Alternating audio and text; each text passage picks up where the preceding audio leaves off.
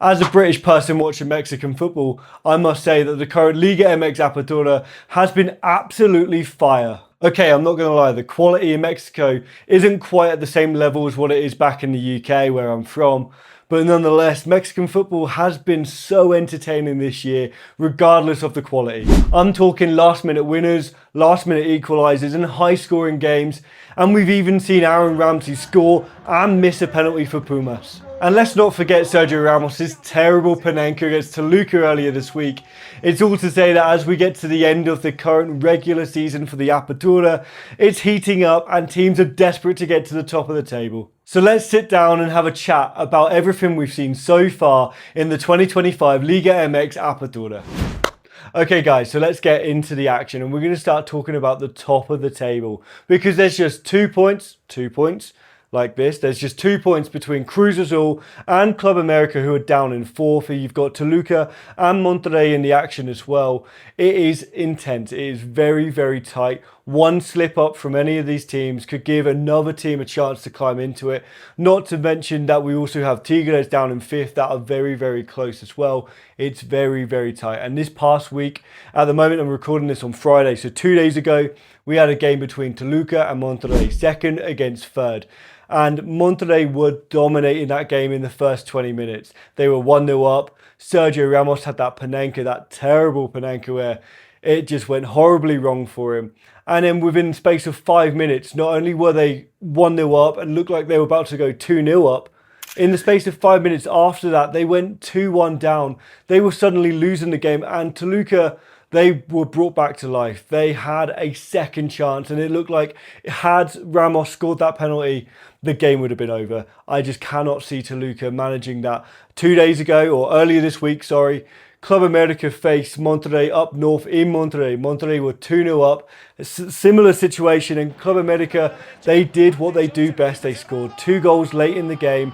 And it was heartbreak for Monterrey because had they won that game and had they beaten Toluca this week, they would have been far away. They would have been very, very clear at the top of the table. But now they're down in third. They conceded 6 goals. It's the first time in 22 years that they've conceded 6 goals in a game, and they did it this week against Toluca, a title rival. Again, in a game where in the first 20 minutes of the match, Toluca were down and out. They were not interested in this game. Had you told me at the start of the game or in that first 20 minutes that not only would Toluca have won that game, but they would have scored 6 goals, there's no way I would have believed you. They couldn't string a pass together. They couldn't build anything from the back. Everything they were trying to do in that opening 20 minutes against Monterrey this week just was not happening. They couldn't get anything to stick. But yet, the Sergio Ramos miss from the penalty spot, it sparked them into life. It gave them the kick up the arse that they needed.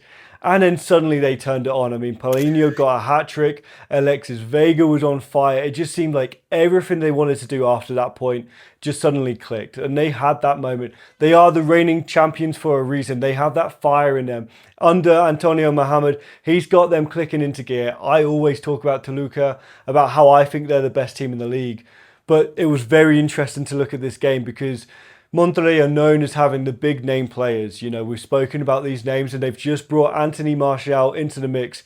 He's not had the best start to his career in Monterrey, but with time, he's going to get there. With time, he's going to get up to match fitness. He's going to get up to full speed. And you imagine when he's fit, when they've got Herman Berterame as well, they will be on fire. And I imagine after this game against Toluca during the week, the next time they play Toluca, if they play them during the playoffs, they are going to be up for it. That atmosphere at the Estadio BBVA is going to be absolutely electric.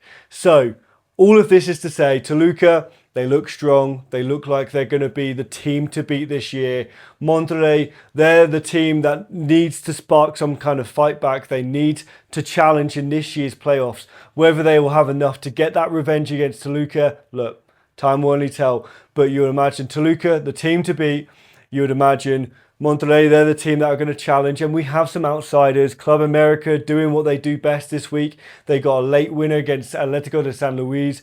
They're going to be in the mix. They're always in the mix. And look, Club America, they're always in the fight when people don't think they're going to do well. When people doubt Club America, that's when they are at their best. And look, they're in that position at the moment. They're probably the third best team in the league right now.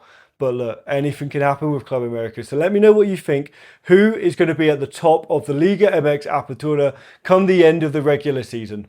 Okay, so we've spoken about Toluca, Monterrey, even Club America. But those teams are second, third and fourth respectively in the league. So who's top? Well, top is Cruz Azul. Cruz Azul, we need to give them a shout out because they do have a chance, even if it's an outside chance of doing well this year. They racked up the most points of any team in the Apertura and Clausura last season. They are consistently doing well in the playoffs to get into at least the semi-finals more often than not, and even a final run in the Clausura 2024. They are the reigning CONCACAF Champions League winners, so we need to put respect on their name. Let's be honest. Even if under Nicholas Larkerman their performances haven't exactly been outstanding, they've not exactly been convincing. Even this past round they drew 2-2 against Querétaro. Querétaro are a team that are always near the bottom of the league. With the comeback of relegations and promotions, you'd imagine Querétaro will be one of the first teams to suffer relegation. So look, it's not a good look for Cruz Azul because not only was it a 2-2 scoreline, but they needed to score a late equaliser just to salvage something from the game. But another team that I want to talk about, it's not Cruz Azul, it's not Toluca, Monterrey, Club America, it's actually Tigres.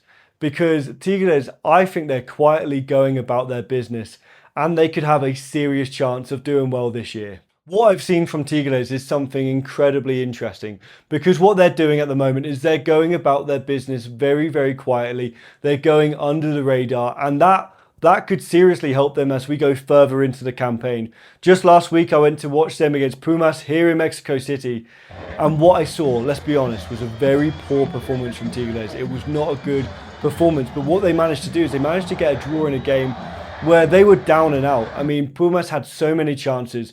We know about Pumas that they just cannot score many goals. But they scored an 82nd minute goal from JJ Macias. And that goal, I think it might have even been later than 82nd minute. But what we saw there was a goal that seemed destined to give 3 points to Pumas. But yet somehow out of nowhere, Tigres managed to get a penalty. And Angel Correa just about managed to get it over the line.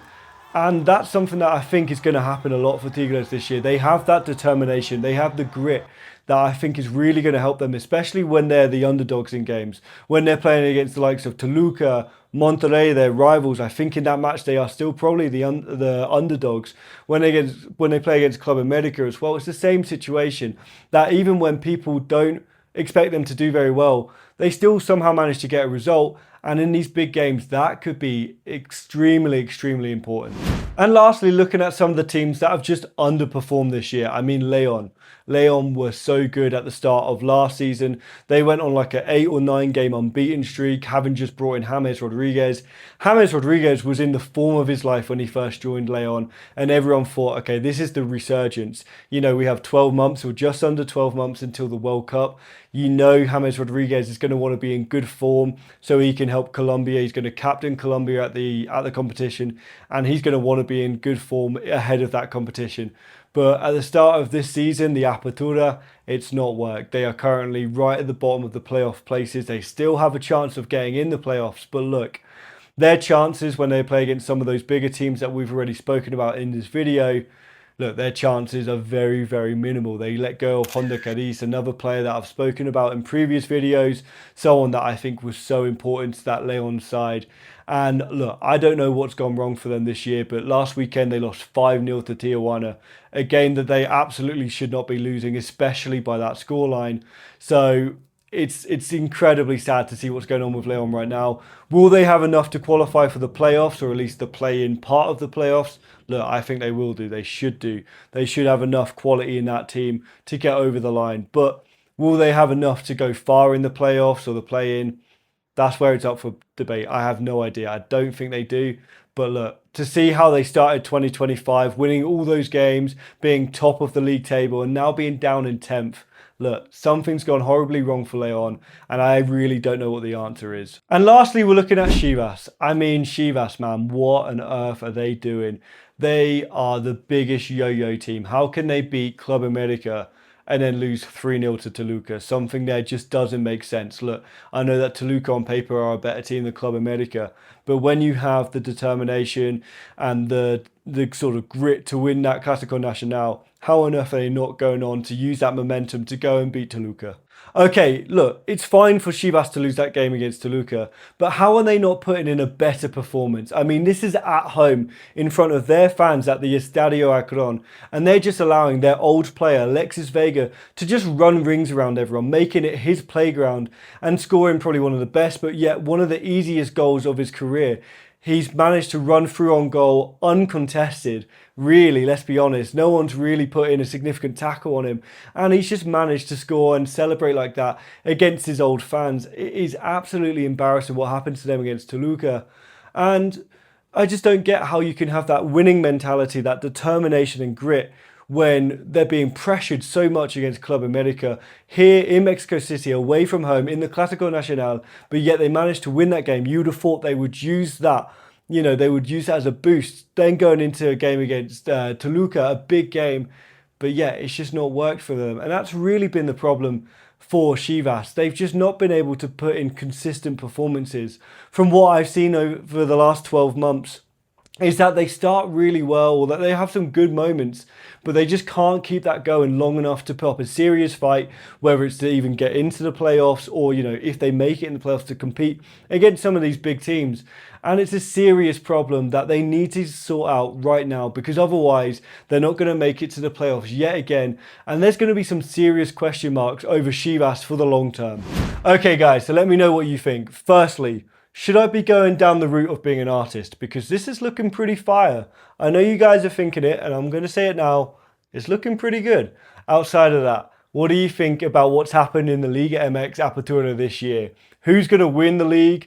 Who has impressed you the most? Who has underperformed the most? Look, guys, I've loved it. I might be British and, might have slightly different standards when it comes to league football with the Premier League, but I've been enjoying every single second of the Liga MX Apertura. If you don't know, it's my mission to go to every single stadium here in Mexico, all 18 Liga MX stadiums.